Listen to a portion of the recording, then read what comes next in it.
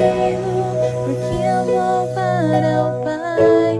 Mas aquele que crê em mim, obras maiores fará.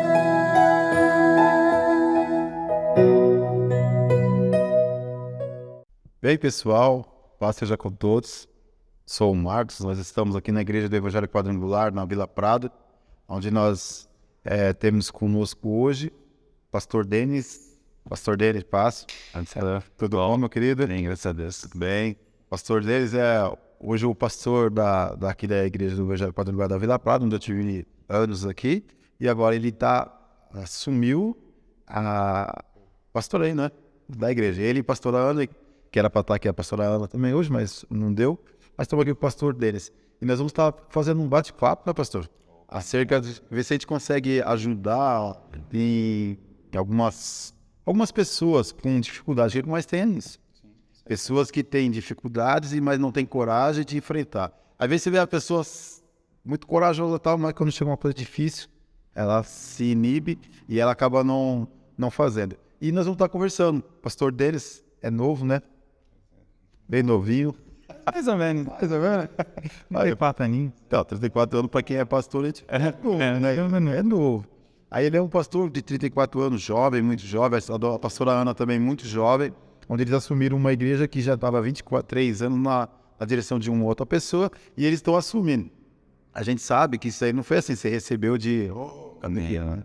Todo um aprendizado, né? Na verdade, a gente tinha em mente que aconteceria, a gente não saberia quando, né? A gente já sentia de Deus o chamado pastoral, mas poderia acontecer dali 1 ano, 2 anos, 10 anos, ou se tornar pastor auxiliar e permanecer como pastor auxiliar.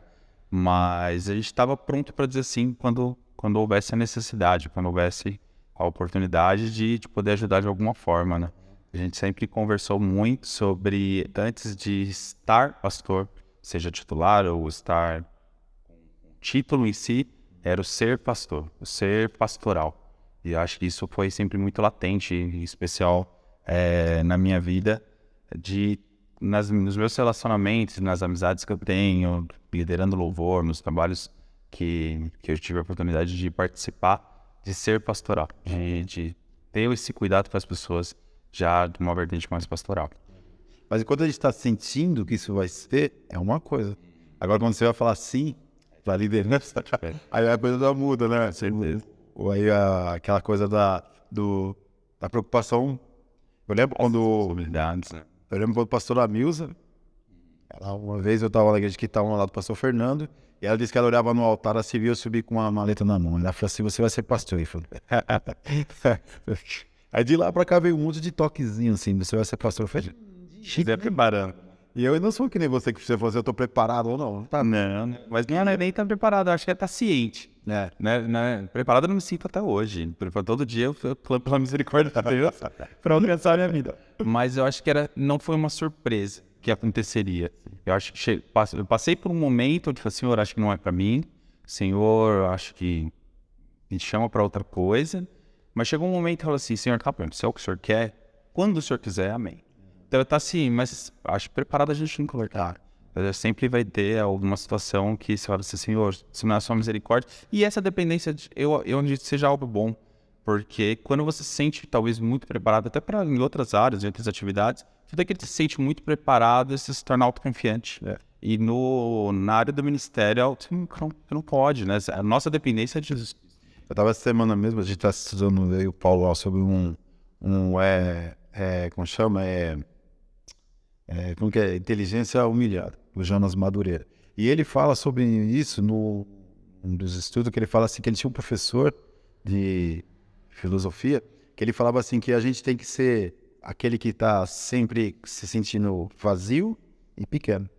Porque o pequeno sempre está preparado para aplaudir o maior, e quando você está vazio, você está sempre preparado para entrar. Então, se você estiver cheio e alto, não dá. Então, o ministério não é diferente. Precisa estar assim, porque quando você se achar o pastorzão, acabou seu ministério. É o primeiro passo para a terra, né? Acabou o ministério. Então é isso daí. A gente vê que os grandes heróis da fé, né, que a gente vê na Bíblia, eles também eram homens. Você vê Jeremias. Um homem que fica... Eles às vezes falam assim, mas inseguro, que é a palavra que eu vou falar, eles eram seguros, mas inseguro por quê? Porque eles sempre estavam buscando a Deus.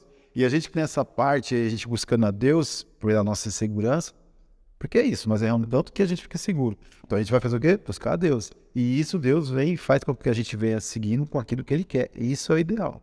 Então esse negócio de, estou bem como pastor, Não. né? A arrogância não dá.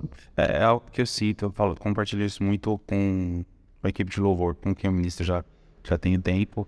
Lá no Orchidale a gente tem uma equipe que já toca junto há muito tempo, mas quase que semanalmente a gente traz à tona que se aquilo se tornar só mais uma escala, só mais um dia, se a gente achar que a gente já sabe, melhor a gente não focar. Verdade. Se for para fazer algo na nossa confiança, naquilo que do que a gente sabe, vai se tornar algo braço na nossa força.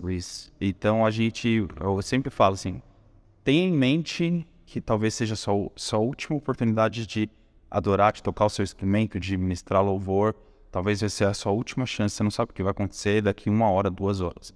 Então faça o seu melhor, faça na dependência, não faça achando que você sabe. Talvez a gente passou 3 horas ensaiando na mesma canção. Não importa, faça dependendo, porque quem vai transformar aquela canção, aquilo que você está ministrando, em algo que vai fazer sentido no coração da igreja e levar algo para a igreja, e levar a igreja a contemplar Cristo, é o Espírito Santo. É porque sempre quando a gente está à frente de um trabalho assim, de um culto, que seja, a gente não tem ideia do que está acontecendo. Às vezes as pessoas trabalham numa coisa robótica, né?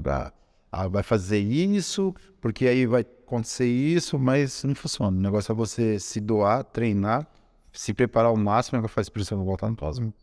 Que é a melhor maneira de a gente estar fazendo algo assim, para que as pessoas possam receber Deus, né? Receber Deus. Porque é uma grande responsabilidade. Tanto no altar, como é claro, né? Agora, você vê, você está com 1 mês e meio, mais ou menos. Isso, Você já deu para sentir a resposta. Sim, em áreas diferentes. Não só, às vezes a gente, como pastor Oceano, talvez a gente percebia a organização do culto, a liturgia, algumas coisas no funcionar da igreja, mas hoje você vê que tem muitas outras coisas que, por trás das cortinas, vamos dizer assim, que ninguém às vezes nem imagina e que faz parte da sua semana como pastor. E que na verdade a ação de pastor, na verdade, o pregar é o mínimo. O pregar é uma porcentagem mínima do cuidar de pessoas, do dar atenção a pessoas, de ouvir, de falar, de estar presente, de orar, e tantos outros lados para, vou nem falar na parte administrativa e burocrática, então, porque é outra situação. Mas tem uma outra igreja, né? Você tem essa igreja que você falou tudo isso aí, agora tem a outra, né? Na parte administrativa. Agora, pela vida da Ana, que não é possível. Mas é muita coisa. E dá aquele sentimento, a gente até falou no começo, de às vezes parece que a gente não vai dar conta, parece que é difícil demais, é complicado demais, mas é a graça do Senhor se renovando, a misericórdia dele se renovando a cada dia. Às vezes você se ajoelhar e chorar e falar assim, se não for o Senhor, não vai acontecer. Se o Senhor não der graça, se o Senhor não der as palavras certas, se o Senhor não se fizer presente, né? Não vai acontecer, porque da gente mesmo, da nossa força, da nossa inteligência, da nossa coisa, a gente não tem o que oferecer. A gente não tem. Da minha história de vida, do que eu tenho, simplesmente, se eu tirar Jesus da equação, eu não tenho nada para oferecer. Não tem nada. Você fala assim, como músico, eu não tenho nada para oferecer. Se eu tirar Jesus da equação, não faz nem sentido. Então, é dependência dele. É dependência. Temos que fazer a nossa parte. Lógico, é o estudar, se preparar. O que nos cabe, sim, se preocupar, mandar mensagem, ouvir. Tem a parte que sabe, mas tudo que vai abençoar o outro, tudo que é o fluir, eu acredito que vem de Deus. É por isso que, assim, eu acho que eu falei que eu não lembro acho que eu não falei o projeto da gente, né? Nosso projeto que a gente está... Hoje é o primeiro trabalho que nós estamos fazendo com esse projeto. O projeto nosso é Cristo é o caminho, do que você está falando. Esse é o nosso projeto, né? A gente tem um projeto que a gente quer fazer ele bem cristocêntrico, desde uma música que a gente for colocar nesse trabalho nosso, a nossa, como falando, Instagram ou no Face, ou seja, no canal que for, a gente vai colocar mesmo se for música. A gente quer sempre conscientizar as pessoas que tudo é Jesus, Cristo é o caminho. Nós estamos falando hoje ministerialmente, mas você trabalha. Você tem. Aí já é mais um problema que você tem. Aí agora você, assim, no ministério você falou bonito que Tudo isso depende de Cristo e do seu serviço. A dependência mesmo. Não tem como. Não tem pra onde fugir. É de ministério para profissão. Não muda. Às vezes eu pensava, talvez por um tempo, talvez numa mente dualista de a sua vida secular, a sua vida ministerial. Vou me desenvolver na minha vida profissional. Só que acho que com o passar dos anos eu tenho pensado menos dessa forma e mais de uma maneira integral. Se eu não construir a minha identidade, a maneira de eu agir de uma maneira integral e é integralmente dependente de Deus, eu vou começar a criar personagens. Lógico, no lugar onde eu trabalho numa autoescola, na maior parte do meu tempo na semana é numa autoescola, ali eu sou o atendente, o diretor de ensino, tem as funções que eu exerço ali.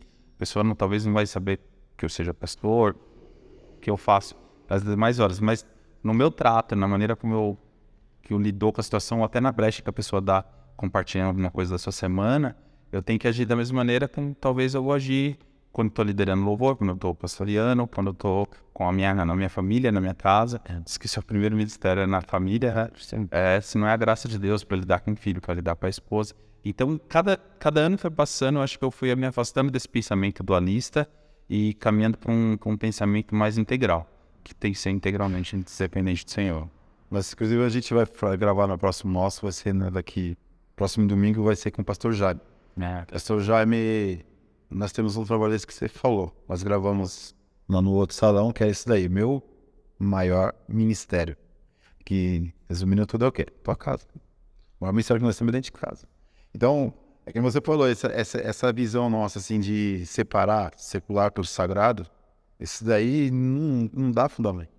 Porque a gente sempre vai ser aquele pastor arrogante, né? E quando estiver lá, pode até ser humildezinho lá no serviço, porque lá precisa de dinheiro e tal. Você acaba engole no sapo lá, mas na igreja você é aquele... Não. A gente sabe que o pastor sozinho não é nada, até porque ele não é pastor. Se todo mundo for embora da igreja, você ficar aqui sozinho, você é pastor, não, então não é pastor. Então a gente precisa ter essa visão aí. Nós precisamos de Cristo para tudo, tem que ter essa humildade. Você vê que Jesus ele deixou pra gente, né, um exemplo muito grande, né? Quando ele lava pés dos discípulos, né? Ele deixa aquele exemplo muito grande que ele é assim, ele é mestre. Todo mundo tá lá, mestre, ele fala, peraí, põe uma toalha na cintura, pega a água e vai lavar o pé de ninguém. Engraçado, ele não deu um pedestal pra eles, né? Ele deu uma toalha e uma bacia de lavar. Não é? Quer ser o primeiro sirva a todos. É. E pra quem não sabe o que quer dizer o que ele fez, que ele já nasce, ele foi muito humilde, porque ele lavou o pé dos outros. Mas a pessoa não sabe por que ele fez isso. Não é a visão, o costume daquela época. Eu vou te visitar. Quando eu chego na tua casa, você teria alguns escravos. Os escravos, tinha um escravo que ia passar um pano para enxugar o suor do meu rosto. Teria escravo que ia lavar minha mão. Teria o escravo que ia pegar e lavar meus pés, que era o nível mais baixo dos escravos.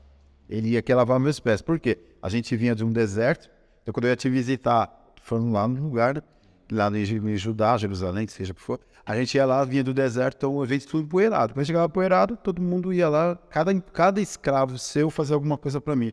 Por isso que quando a mulher vai lá e joga o óleo na cabeça dele, pega o cabelo, enxuga e vai e começa com as lágrimas dela lavar o pé dele, ela fala assim, eu cheguei aqui, ninguém fez nada, ninguém deu um osso pro santo, ninguém levou meu cabelo, ninguém lavou meus pés, e ela fez. Porque isso aí seria a função de quem? Dos escravos. Então Jesus estava lá, todo mundo mestre, ele falou assim, agora eu vou me colocar numa posição do escravo no nível menor, que é lavar os pés. Pensar que Jesus, só o fato dele ter vindo à Terra já foi esse mesmo exemplo. Sim, Deus se colocar na posição de ter alguém precisando limpar o bumbum dele na hora que ele fazia bumbum ou quando ele era criança. Ele tá na situação de bebê totalmente dependente de que alguém lhe desse de comer, lhe desse colocasse para dormir. Imagina para um Deus se rebaixar a esse nível. Então, ele já era o exemplo vivo dessa humildade, ele só foi mais... Que tem gente que não entende, né? Nisso que você falou, tem pessoas que não conseguem entender desse jeito. Aí ele trouxe mais um ensinamento. E às vezes as pessoas só falam assim, ele fez um vídeo que ele lavou. Não foi só lavar os pés. Ele se fez um mais baixo de todos naquela época. Entendeu? Então, pra quê? Pra mostrar que nós... Sabe, esses pastores que falam que são generalzão, que mandam em todo mundo. É como eu tava conversando com alguém esses dias. Esses pastores têm mania de ficar se intrometendo na vida dos outros. Não nada a ver, cara. A gente tem que ser o seguinte. Quer ser um bom pastor? Seja amigo de todos os membros, cara. Participa de tudo. Quando for lavar a igreja, vem lavar. Quando for pintar, vem pintar. Também quando fazer um culto abençoado, vai participar. A gente, para ser um líder, a gente precisa estar se doando todo o tempo assim, ganha a amizade de todo mundo. E depois que assim, eu fui 23 anos. Hoje eu não sou pastor. Mas eu tenho a amizade do pessoal que eu pastoreei. Você entendeu?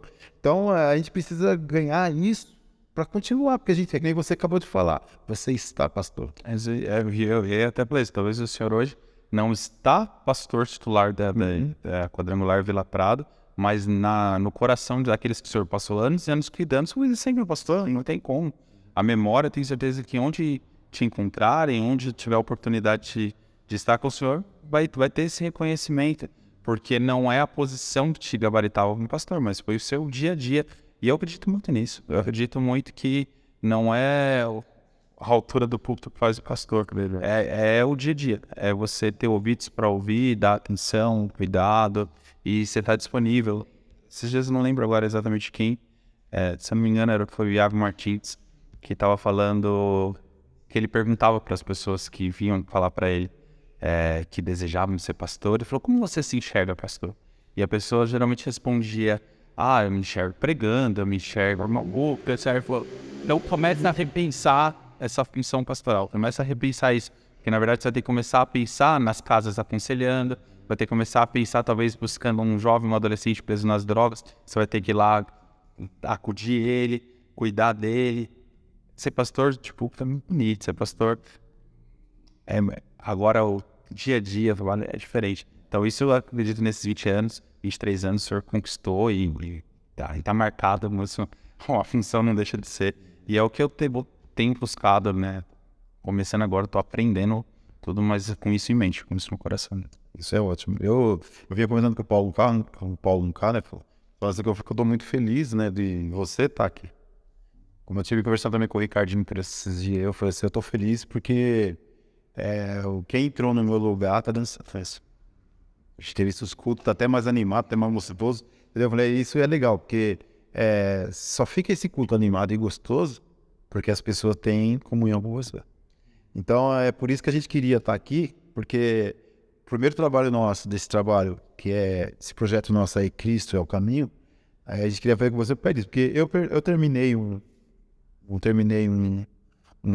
trabalho, iniciei outro, e você está dando continuidade daquilo que eu tinha parado. Então, acho que ficar bacana, né? A gente trocar ideia. E até assim, porque quem não conhece o pastor deles, pode conhecer um pouco mais dele, né? Eu até acho interessante você falar, porque assim, a visão que ele estava falando aqui é a gente encarar dificuldades. Tô vendo que você está tirando dinheiro. A gente sabe as dificuldades, a gente sabe que você tá nervoso, que isso aí eu, até meus 23 anos. Acho que o último culto que eu fiz aqui, eu fiz nervoso. Fiz nervoso, porque toda hora parece uma coisa que surpreende a gente sempre vai ter. Eu lembro que quando eu chamava alguém para pregar, ô irmão, prega, mas eu fico muito nervoso. Eu falei, então você que vai pregar. Porque se você não ficar nervoso, você nem sobe lá, porque subir tá novo, né? Alguma coisa está errada. Então isso daí você pode ter... Eu acredito que a missionária Dionísia, ela vai fazer os trabalhos dela, que ela faz trabalho até mundial, que eu já ouvia, né? Ela, pastor Plínio e tal, o Jackson negócio. E eles até hoje eu tenho certeza que aquele nervosismo vai bater, viu? Sem dúvida. A gente tem a oportunidade de estar em reunião, estar próximo, conversando, às vezes embaixo do missionário, falar que ela sente a pressão de estar gravando, a responsabilidade, mas com toda essa experiência, porque a gente está lidando com almas, a gente está lidando com o bem mais precioso do Senhor. Então, não tem como você não sentir essa pressão, essa responsabilidade. A diferença é que a pessoa vai fazendo cada vez melhor, né? Ela esconde o nervosismo. Uma força habilidade, né? Administrar. Você Só Deus sabe as dores de barriga. Mas aí a gente não vê ser nervoso. Só Deus sabe. A pastora Ana, o dia que pregou, eu vi ela muito solta. Então, quer dizer, você falou, você está começando agora, mas você já tem essa coisa de conseguir disfarçar. Mas a gente sabe que lá dentro tá o teu brilhão. Mas sabe o que é engraçado, professor? É que tem coisa que é só Deus na nossa vida. Eu até a minha adolescência, eu diria aos 14, 15 anos de idade, eu era muito tímido. Mas assim, extremamente tímido de dar bom dia, eu ficar vermelho, pessoas que conviveram comigo há mais tempo, pegaram um pouco essa fase. E para mim era inimaginável. Pregar, ministrar louvor, cantar, falar em público era algo impensável. Mas fui crescendo e o desejo de fazer... Eu já dancei na igreja. Você imagina aí, de lavar banheiro, a dançar, a gente fez tanto na igreja. E a necessidade ia surgindo, a gente ia fazendo. Precisa de alguém, tava ali fazendo. E aí chegou um momento que eu fui estudar, sou formado em jornalismo, e ali começou a me desafiar nessa área. E eu tive um professor no primeiro semestre que ele falou assim, legal, vocês estão aqui ingressando na faculdade de jornalismo, quem é tímido? E algumas pessoas, entre eu e algumas outras pessoas levantaram a mão. Ok, você é tímido aqui dentro dessa sala de aula. Não é que você estiver fazendo o meu trabalho, estiver indo pra rua, fazendo coisa, você é outra pessoa. Inventa um personagem e esse personagem não é tímido. O seu CPF pode ser tímido, esse personagem já não é. E naquilo na minha cabeça começou a fazer sentido. Eu falei, vamos ver se isso acontece. E eu senti muito o cuidado de Deus. Era algo de estudo, né, do meu trabalho. Na época eu pensava em trabalhar com isso. Mas que eu via a mão de Deus me cuidando e me preparando, talvez porque na época eu não sonhava que iria viver. Mas que foi me moldando, me mudando e aprendendo talvez a lidar com isso. Eu sinto dores de barriga, nervoso, situações. Eu lembro os 15 dias antes da transição, né, de assumir, quando a gente soube, começou a se preparar para estar assumindo a igreja. Senhor, eu não dormia direito, eu era pensando, Senhor, se eu vou dar conta, como vai acontecer.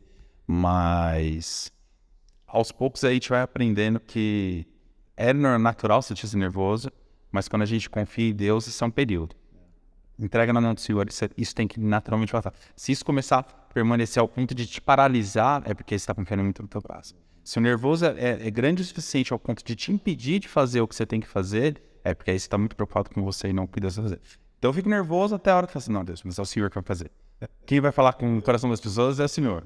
Quem vai... Não, então minha parte é até aqui.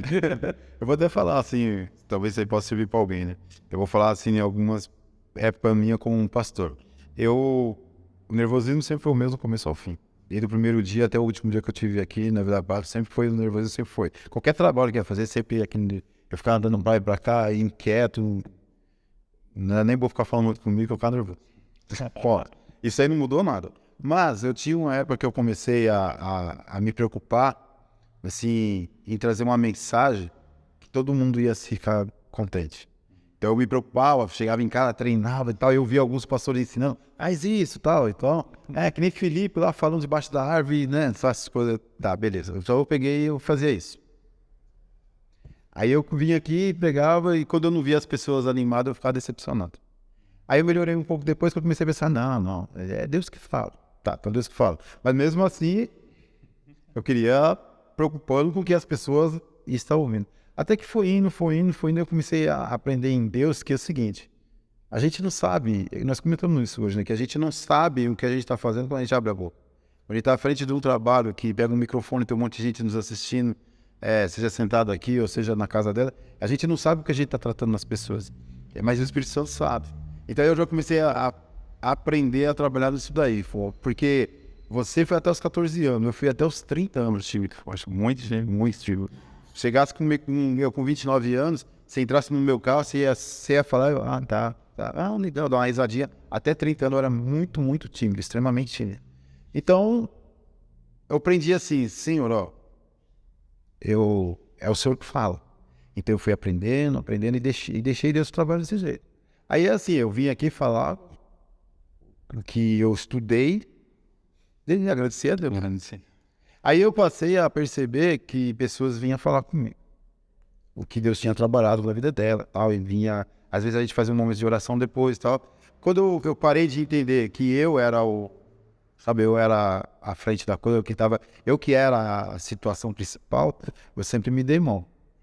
Mas depois que eu entendi que quem faz as coisas é Deus, confiar, entregando na mão dele, eu fiquei umas mensagens talvez mais simples, menos barulhenta, entendeu? Que já chegaram até a falar pra mim que eu era um cara frio, chegaram a falar que eu passei a ser um cara frio, né? Mas eu só fazia isso, eu estudava a Bíblia, entendia o que estava escrito lá, estudava muito o que eu via ali, queria passar para as pessoas o que estava ali, e ensinava, embora. Aí eu comecei a ver que estava dando mais resultado isso daí. Então assim, a gente não, o alvo, nós falamos, né? Cristo é o caminho. Nós só estamos ali juntos, caminhando e deixa Deus usar a vida da gente, né? Você vê que o Vinícius ele não aparece nas camas, mas eu tipo, a importância pro Vinícius, né? Que eu diga. Né? Pra quem não sabe, não é cabelo, mas a gente tá pauta com isso aqui, nos acompanhando. O Vinícius é um amigo meu de longa data, o Paulo é que caminho com o pastor João tem. Desde quantos anos? 12 anos, tá junto ou mais? Tá, dá? Ele tá desde 18. Desde os 18 há um tempo. Então são pessoas que fazem parte da nossa caminhada e que partilham para além do momento de púlpito, né? Partilham na vida. E é importante você ter pessoas assim, né? Pessoas que te conhecem, como posso dizer? A vida na vida, sim. Vida na vida. É saber que com quem você pode contar. É a amizade que vai durando anos. E eu acredito que a amizade, ela vai crescendo, né? E não tem amizade que cresce se não passar, talvez, por situações de crises, situações de contrariedade. Já teve discussão de passar, mas isso vai fortalecendo. E nessa transição é o Gui que tem estado comigo. A gente vê esses pastores coaches, assim, que eles aparecem só o rostinho deles ali. Mas quantas pessoas não tem atrás deles, né? Ele é o famoso, mas atrás dele tem um peso de pessoas para que aquilo aconteça. E então, por isso que a gente não pode ser... E foi algo que eu estava compartilhando nessa semana. Nós tivemos reunião com a liderança e eu falei, o sucesso é aquilo que Deus tem para derramar na Quadrangular Vila Prado no ano de 2023 e nos anos que estão por vir, não é para medir o pastoreio do Denis, da pessoa, o Denis. Não, eu tô aqui quando Deus falar que é para eu estar aqui. A gente não sabe se vai ser 1, 10, 20, 30, a gente não sabe quantos anos. Mas a igreja caminhar é o trabalho de uma família. Um corpo em movimento. Então é um corpo que às vezes vai estar presente no trabalho de algum, na escola do outro, na família do outro. É o corpo de Cristo em ação. Então não é a figura do pastor, não é a figura de quem às vezes vai estar aqui no púlpito, ou do líder de louvor. Quem às vezes passa uma falsa impressão de que a igreja é o que aparece. Mas quão importante é as irmãs que sustentam a igreja em oração. Semanalmente ali orando, intercedendo, jejuando, parando. Quão importante é o corpo do diaconato, preparando, mantendo a igreja limpa, organizada, no dia da ceia, preparar aquela mesa maravilhosa. E é coisas que às vezes não aparecem, coisas que às vezes a gente vê, aquela irmã que está preocupada em saber se algum irmão precisa de uma visita, se alguém está passando por uma necessidade de alimento. Então, são coisas que às vezes não vão aparecer, mas que é tão importante, é um ministério tão importante quanto o pastor. É por isso que a Bíblia fala que uns é chamado para isso, outro para aquilo, que o outro, né? Todos são iguais. Isso aí hoje a igreja de hoje, ela tem pregado isso. Que o pastor merece honra, porque honra quem honra, certo? Não por que só o pastor? Né? Por que só o pastor? Né? Honra, tem honrar todo mundo, né? Todo mundo. Por isso que eu faço questão de falar, a gente fala do Vinícius, do Paulo aqui, porque eles não estão aparecendo aqui, mas quem foi que fez? Nós só estamos conversando ali, a parte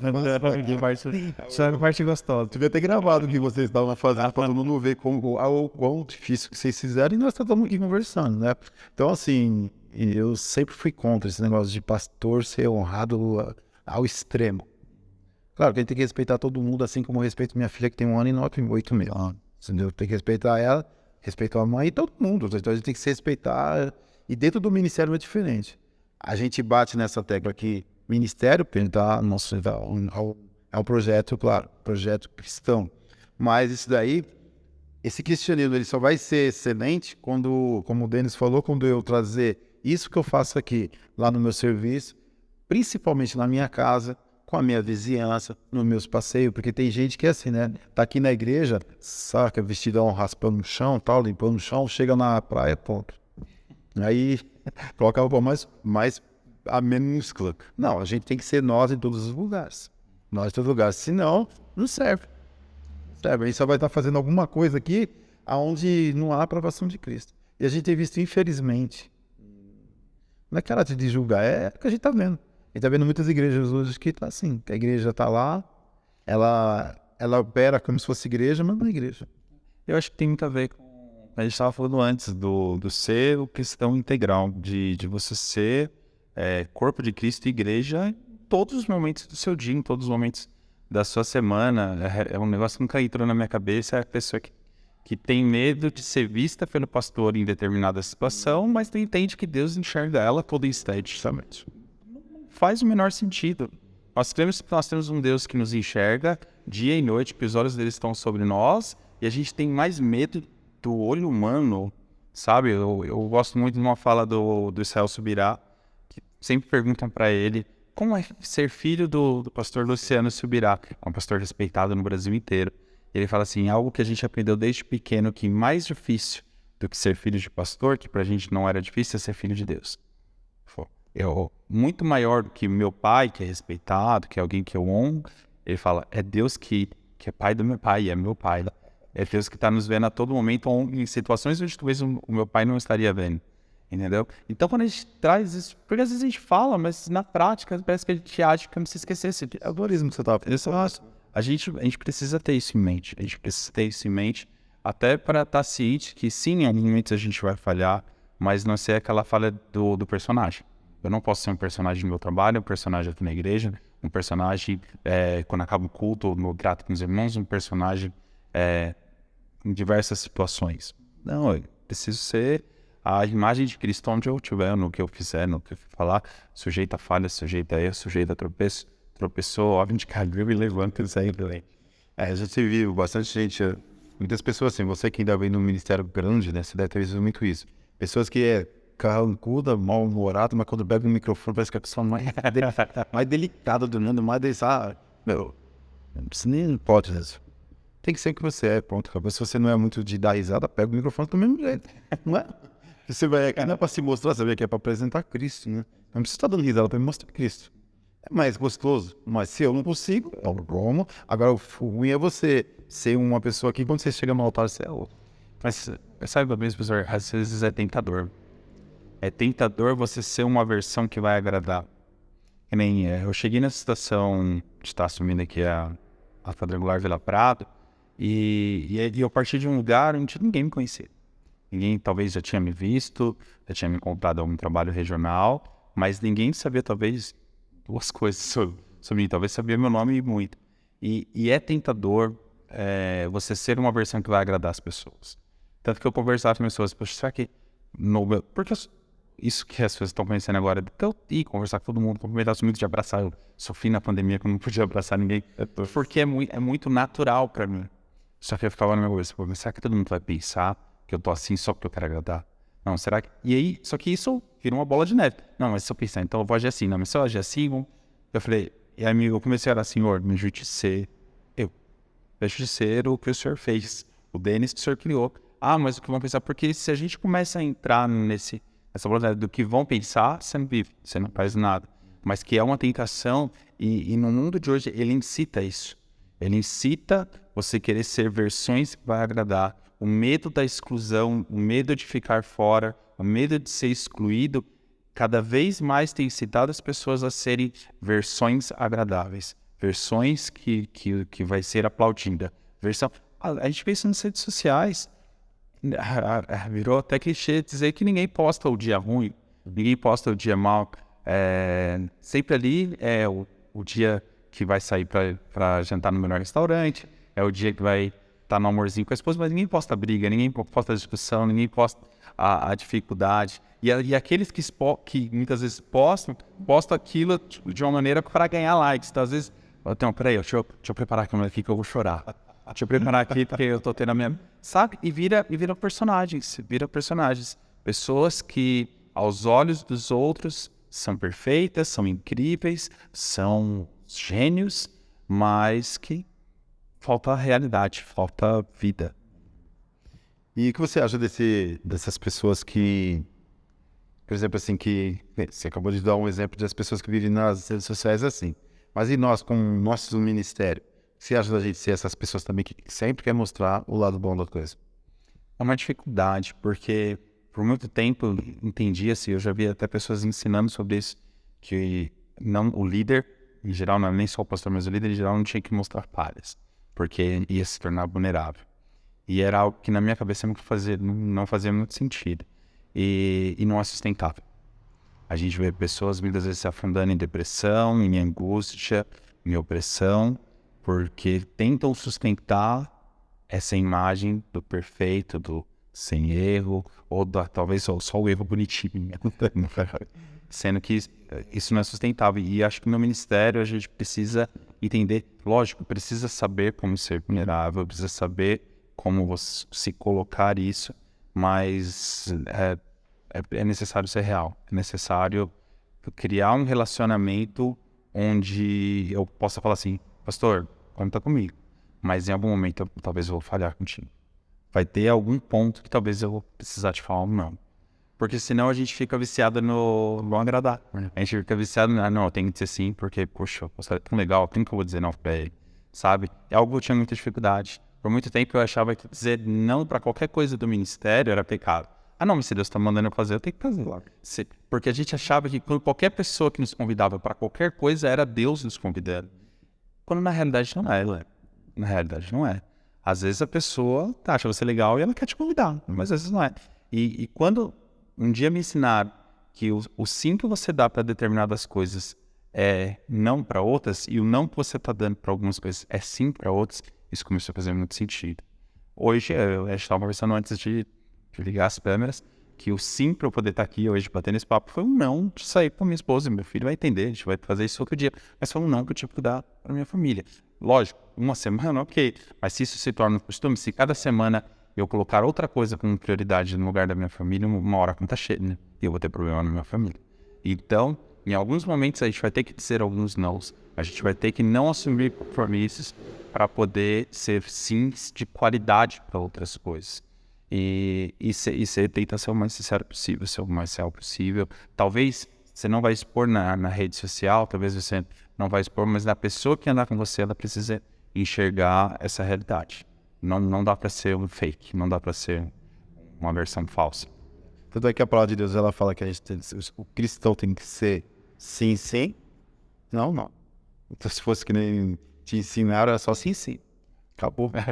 Não teria não sei. É que quando você falou sim, é sim, não é não. Pronto.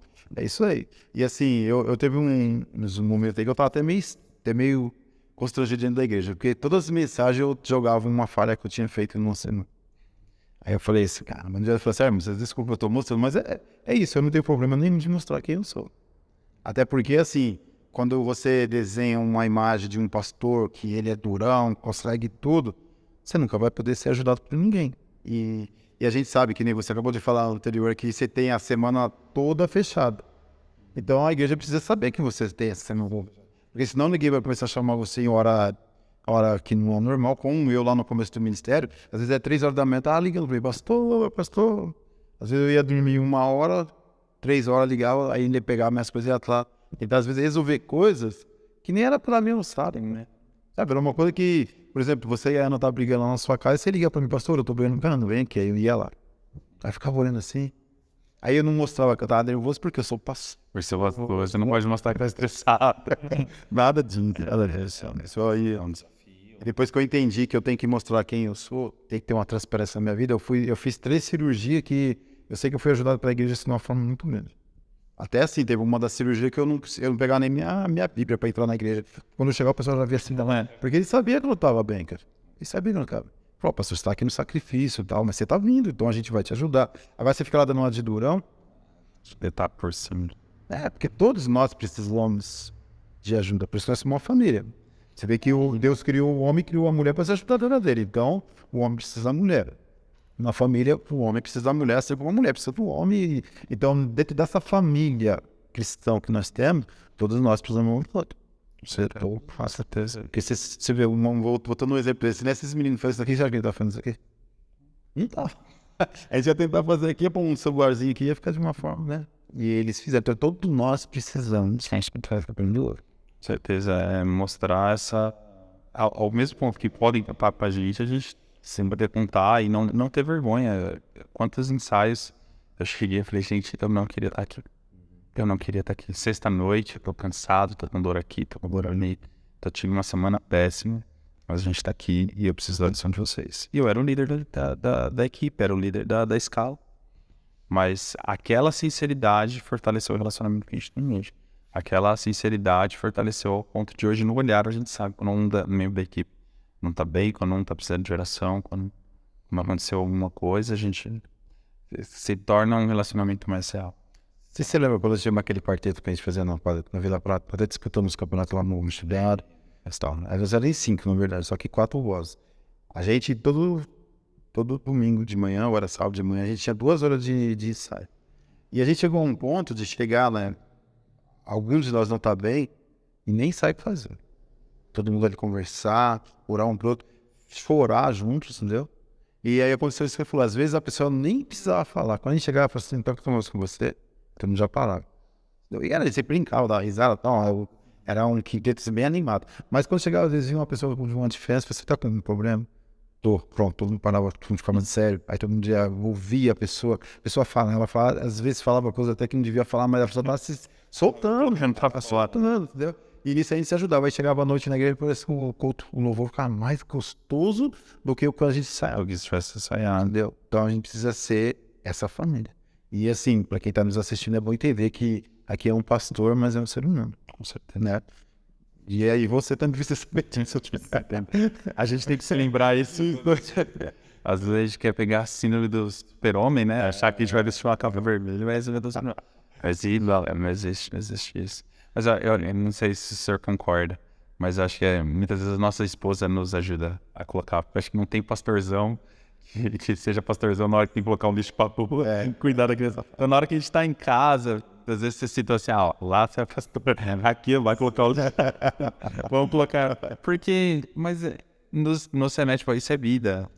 Eu tenho que chegar e às vezes minha esposa tá cansada porque ela trabalhou o dia inteiro, cuidou do meu filho em casa, eu vou fazer um mingau pra ele, vou eu fazer ele dormir e faz. Por que achar que o meu trabalho é mais importante? Então eu acho que as nossas esposas não usam esse círculo aí, né? Eu acho que isso que é importante no ministério. A esposa tem que estar do lado do pastor, sem sombra de dúvida. Vou até fazer aqui pra gente poder terminar essa parte aqui. O pastor Denis falou sobre a gente ser um cara fechadão lá embaixo e de repente vem aqui e dá sorrisinho. A gente pode aprender com isso em dois lados. E um é o que você explicou e o outro é o seguinte: se eu preciso ser mais sorridente aqui no altar, aonde eu trabalho na portaria de um condomínio. Lá eu preciso ser hiper, Paulo? Hiper sorridente. Meu querido, minha querida. Então o que a gente pode fazer? A vida da gente é aprendizado. Então quando eu estou no altar, se eu preciso ser feliz para que as pessoas me aceitem, recebe Jesus com mais facilidade, quando eu estou fora do altar, eu tenho que aprender aquilo que eu sou no altar, sei lá, embaixo da certeza. Você entendeu? No meu serviço, eu sou a pessoa, a gente tem que ser muito agradável, porque todo mundo que está entrando, eles precisam ser respeitados, né? Então a gente respeita as pessoas sempre dando sorriso, boa noite, ou como vai, às vezes um vem falar de futebol, tu vem falar de religião, tu vem falar de um monte de coisa, e a gente sempre tá ali, filtrando tudo, para que todo mundo chegue ali e fique contente. Essa noite que eu tava trabalhando, o cara veio dar aula de como sarar posso falar? A coluna, de sarar a coluna. Ele falou. Eu não entendi nada que ele falou pra mim, mas você tá lá dando atenção. Aí, o que eu posso fazer? Quando eu chegar na minha casa, do jeito que eu trato ele, vou tratar minha esposa, tratar meus filhos. Quando eu for pro serviço, ver se é que aquele cara chato, todo mundo fala bom dia, eu só passo direto. Que aí é tirado de crente chato, né? Que as pessoas fazem, eu não posso me misturar, porque eu não sou filho de Deus. Para com isso, né? A gente vê Jesus na casa de dois Simão. Um Simão que é lá onde morava Lázaro, né? Que era em Betânia. E tinha o Simão também que estava lá Deixa eu chamar a cidade lá, esqueci o nome da cidade, que ele era um político. Lá no meio só tinha pessoas que eram ruins, né? Pessoal que era tudo ruim. E ele tanto aqui como aquele, tá do mesmo jeito. Jesus foi Jesus ali, né? Então a gente precisa ser isso também, né? Eu preciso ser tão bom no meu serviço, como no altar da igreja, como na minha casa, como no passeio. E tudo a gente tem que falar o quê? Jesus é o caminho. Será que eu estou fazendo aqui é o caminho que Jesus faria? E será que o que eu estou como pastor, ou como membro, ou como intercessor, seja o que for, na igreja, ou lá no meu serviço, de repente eu sou um gerente do serviço, você mesmo sou um faxineiro, todos eu tenho que fazer o quê? Olhar para Cristo, ver o caminho que Jesus ia traçar e traçar aquele caminho.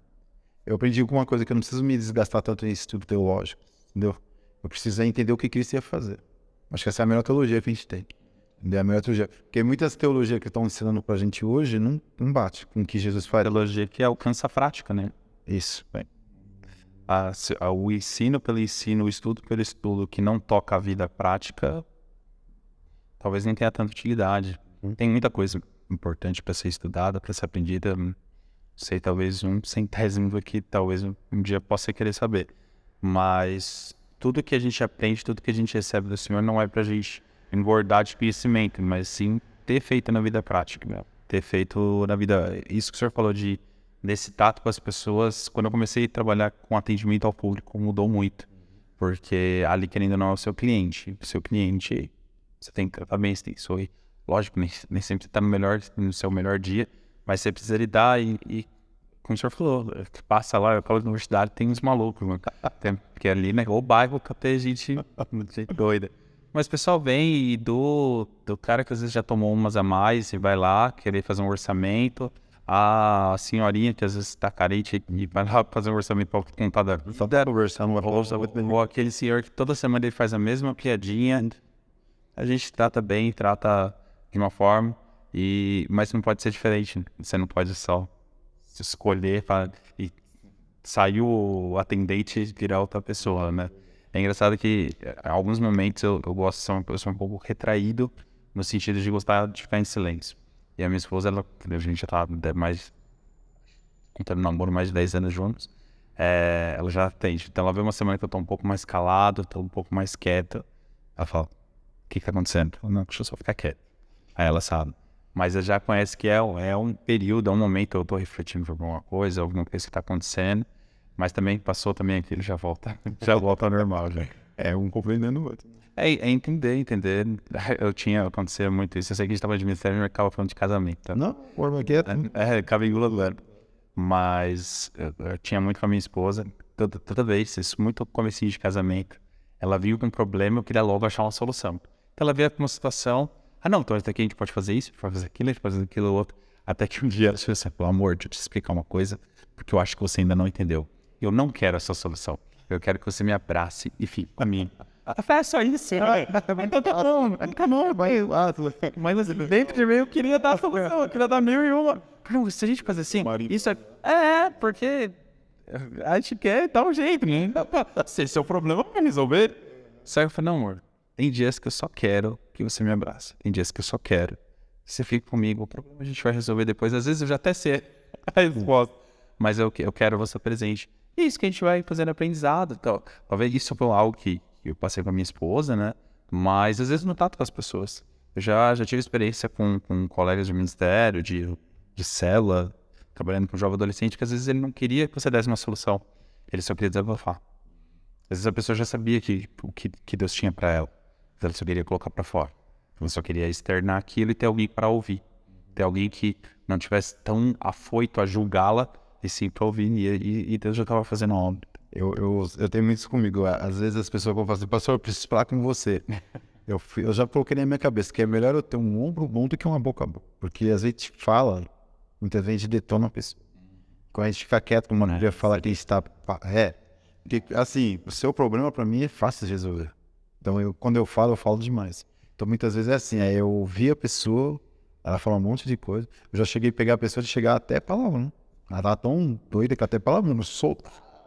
Depois ela começou a falar, me perdoa, não podia fazer, eu te desrespeitei. Eu falei, você tá bem? Tô. Acabou. Só não fala mais. Fala mais, dá certo. Dá segurada, faz favor, né? Só fala, mas tá bom demais. Se você tá bom, é isso, porque a gente precisa mais ouvir as pessoas. As pessoas estão, nós estamos num mundo muito agitado, ansioso, a ansiedade tá demais, né? E cada vez mais individualista, né? Isso. Cada vez mais tudo caminhando para você viver no seu mundo isolado, né? Antigamente as pessoas se juntavam para assistir o filme. Hoje em dia cada um tem o seu streaming no ônibus, tá todo mundo com seu fone, seu celular isolado naqueles pequenos mundos. A gente tem a falsa impressão que a rede social nos aproxima de todo mundo, sendo que muitas vezes ela está nos isolando, nos guardando em pequenos grupinhos ali. Não, só ando com quem concorda comigo, com quem pensa comigo, com quem assiste as mesmas coisas que eu assisto, sabe? E às vezes na igreja a gente corre esse risco, da gente tornar a igreja uma bolha, você protege ali e você fica isolado. Sendo que não, a gente nasceu para a pluralidade, né? A sabedoria plural do Senhor se manifestando, e a gente nessas diferenças, você obter a revelação de Cristo. Eu acho muito interessante a alusão que faz quando Jesus fala, se tiver 2 ou 3 ali presente, ali eu estarei. Mas isso está trazendo a revelação de Cristo. Às vezes o Senhor tem uma revelação de Cristo em áreas da sua vida que eu ainda não tenho.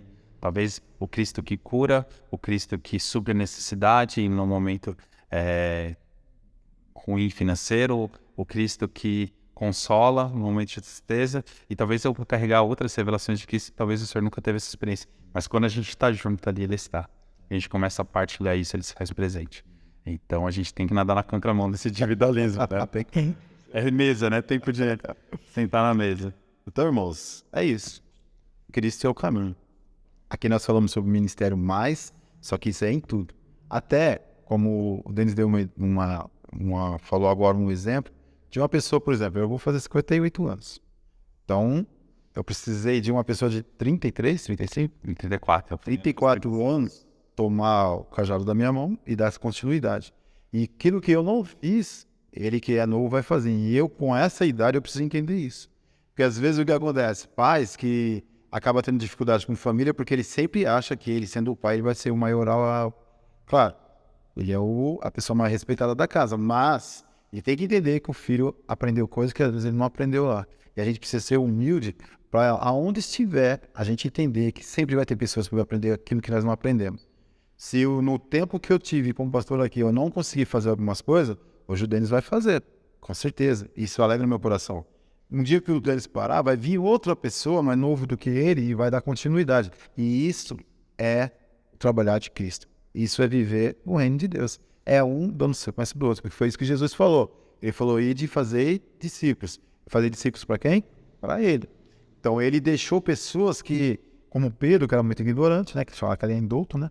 Ele era indouto, Jesus colocou um indouto para dar sequência daquilo que ele, com tanta maestria, ele fez. Então a gente precisa ser mais humilde e entender que as pessoas sabem mais pra gente, elas aprendem mais pra gente. E isso pode ser uma criança, porque é muito difícil você no seu serviço olhar lá como esse cara chegou hoje e esse cara já tem... Não, a gente precisa ser humilde, tá?